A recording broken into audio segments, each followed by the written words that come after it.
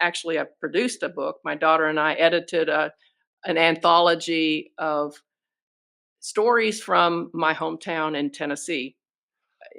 We pulled together, we went back and interviewed some of the people I grew up with, and who and some of them were in their 70s and 80s and so forth. So it was an interesting project, and we had 39 contributors. We edited them. We tried to keep the flavor of how they talked, and then we asked them if we could just leave the English the way they spoke it. Welcome to D50 After Dark. I am your host, Mickey Bennett. In today's episode, we will be interviewing another one of our team members, assistant producer Helen Williams. Welcome to the show, Helen. Thank you, Mickey. It's good to be here on the other side of the camera. On the other side, yeah. This is my favorite side of the camera. I know you got it down pat. Yeah. Now, Helen, you are our assistant producer. What does an assistant producer do? The assistant producer has been planning the shows after we've decided what we're going to do, doing some of the research to prepare for this whatever episode we're working on. That means delving into the information about the subject. And I'm one who loves to go down a rabbit hole, and it can take time. That's probably one thing I've learned is to try to ratchet back on that, because I know that the guests bring so much more to it. But it's interesting to me to find out about a subject, find out about free toast hosts, find out about sponsorship, and find out what the district wants to present in the case of sponsorship, or find out what would be best for the clubs to know about free toast hosts. Also finding out about the guests that we have, get some background on the guests, interesting facts to bring out about the guest. So that's what I do first before the podcast or before the episode is recorded. And then after the episode, I get the edited version, the cut, and I do the show notes. I condense it into a format that will tell the person who's looking at that episode what it's all about. It pretty much, I have to first of all do a time-stamped what do you call it, when you have you actually record it and listen to it and edit it out, so I actually have everything that somebody said, and then I condense it.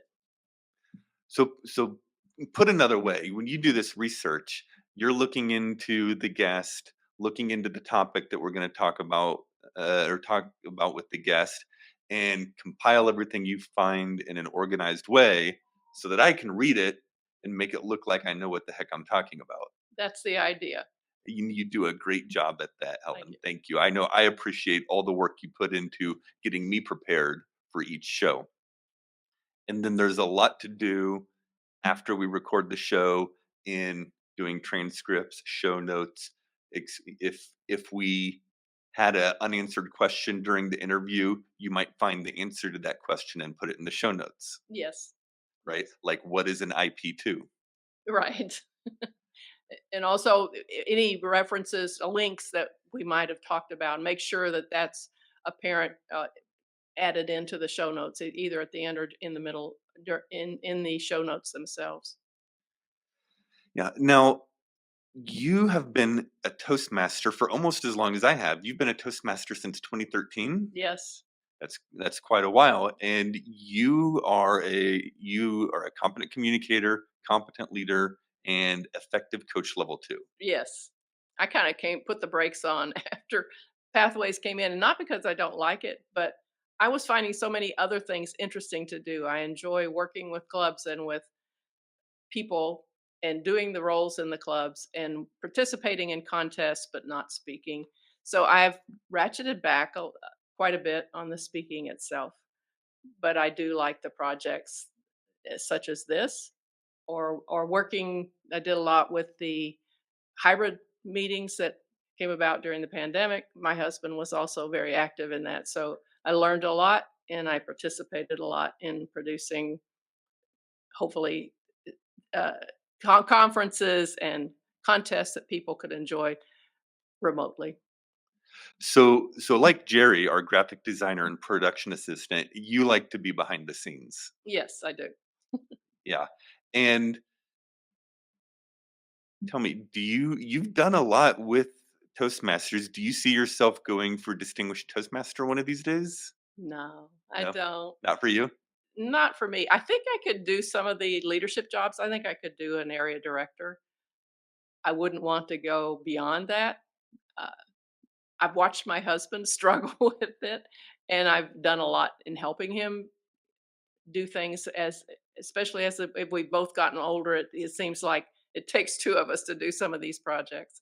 So, but I don't see myself taking on that, mainly because of the number of speeches you have to do and that sort of thing. So I enjoy the meetings. I enjoy doing parts of it, but I'm not into doing heavy speech preparation.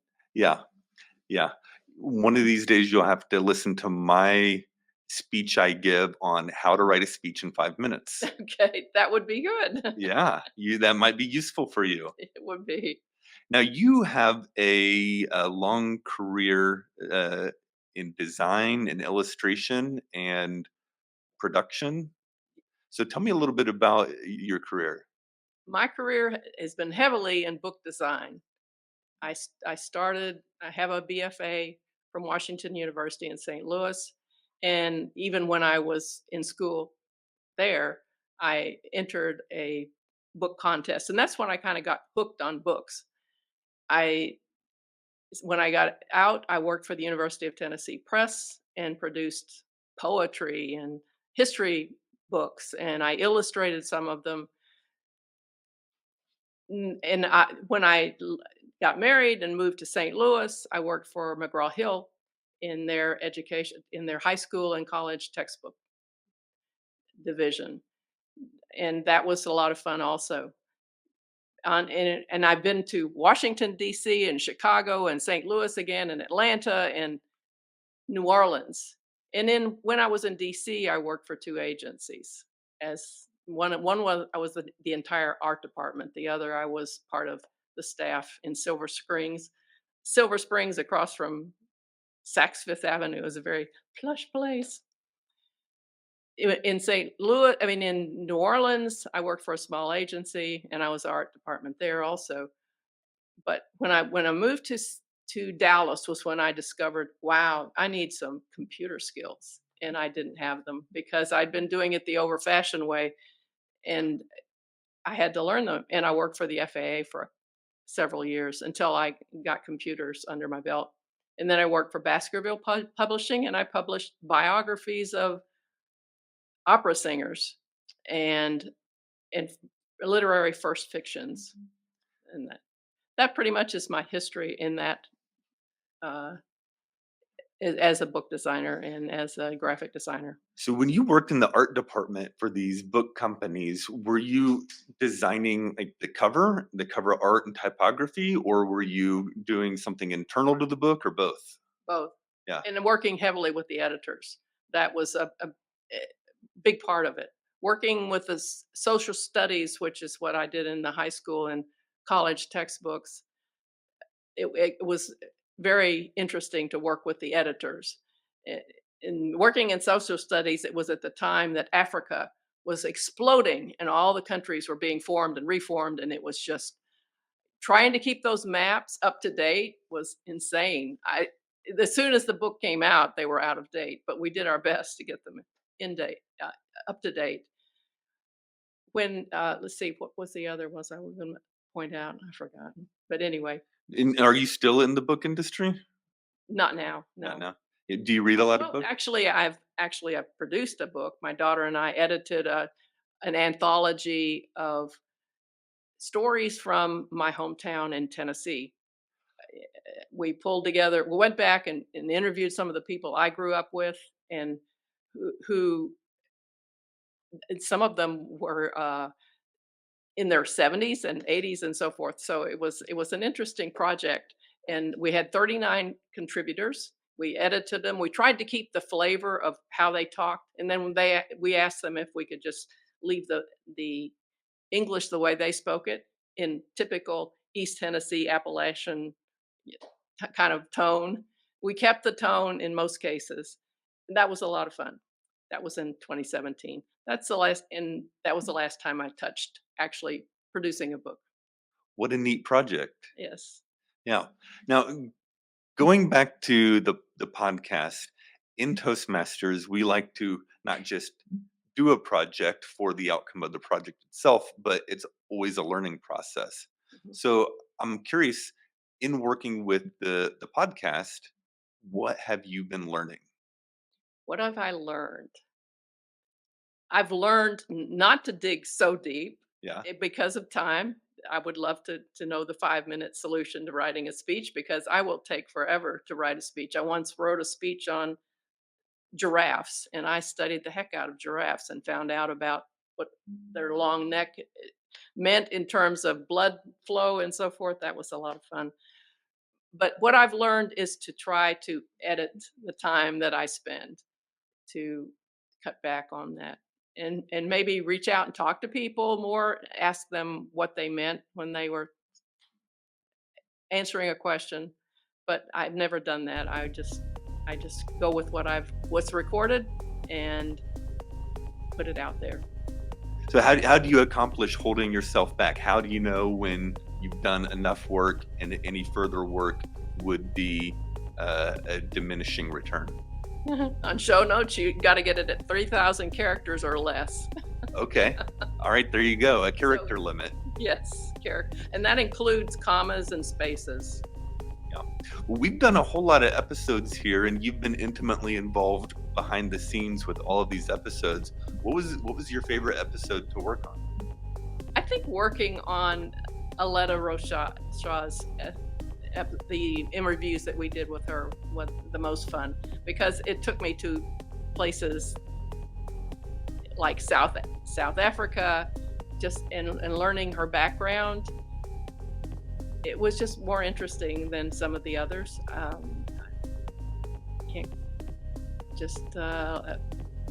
I looked at all of her videos. I did a lot of deep looking in the internet to find out a lot about her. But she was very special. Yeah, Aletta might have been my favorite interview as well. Well, Helen, thank you for coming on to the show, and especially for me, thank you for everything you do for the show. It really makes my job a lot easier so that I can come in prepared and just do the interview. So you really make a difference for all of us, me especially, and I just want to give you my heartfelt thanks. Oh, thank you. You're welcome. I appreciate that. All right, we'll be seeing you soon, Helen. Thank you. Thank you for joining us for D50 After Dark.